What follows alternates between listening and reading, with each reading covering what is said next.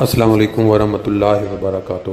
دوستو، آج جرمنی کے اندر 2 جون 2022 اور جمعرات کا دن ہے۔ تھوڑی دیر قبل یہ اطلاع ملی کہ فرینکفرٹ سے کوئی 50 کلومیٹر دور جو کروس کرائپ ایریا ناصر باغ کے نام سے بھی جانا جاتا ہے ورلڈ وائڈ احمدیوں میں، اس علاقے میں ایک جگہ ہے گنزہائم، وہاں جماعت احمدیہ کی مسجد جو غفور ماسک کے نام سے جانی جاتی ہے، اور 100 مساجد سکیم جو جرمنی میں جاری ہے، خلیفۃ المسیح الرابع رحمہ اللہ علیہ نے جرمنی میں بسنے والے احمدیوں کے سامنے رکھی تھی،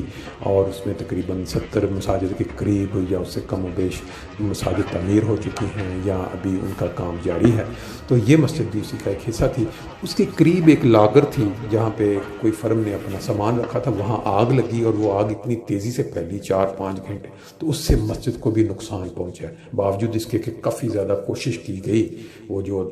افراد تھے جو آگ بجھانے والے، لیکن وہ آگ اتنی زیادہ تھی۔ آپ نے اس ویڈیو میں آپ دیکھیں گے اور پھر مسجد کی تصاویر دیکھیں گے اور باقی چند مساجد اور کی تصاویر دیکھیں گے جو 100 اسکیم کے تحت بن چکی ہیں۔ تو اس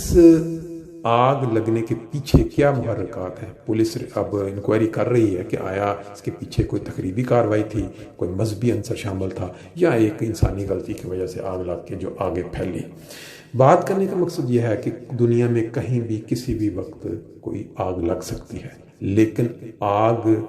لگائی جانا اور آگ اتفاقی طور پہ انسانی غلطی سے لگ جانا، اس میں فرق ہے۔ بہرحال یہاں کی جو پولیس انکوائری کر رہی ہے اس میں کوئی کسی قسم کا ڈاؤٹ نہیں ہوگا کہ کیا رزلٹ آتا ہے۔ اس ویڈیو کے اینڈ پہ میں آپ کو ایک لنک سینڈ کروں گا، دوسرا لنک، جس کے اندر آپ 100 مساجد اسکیم کے اندر ایک شخص جو جرمن احمدی ہیں اور انہوں نے بیعت کی، خود وہ احمدی ہوئے، وہ انہوں نے زندگی وقف کی ہوئی ہے، یہ 100 مساجد اسکیم میں وہ کام کر رہے ہیں، ان کا انٹرویو اور اردو زبان میں 100 مساجد کے متعلق وہ کیا کام کر رہے ہیں وہ آپ سنیں گے، اور مجھے امید ہے کہ وہ انٹرویو سن کے آپ کا ایمان تازہ ہوگا، کیونکہ یہ 100 مساجد اسکیم کے تحت تھا۔ تو میں نے یہ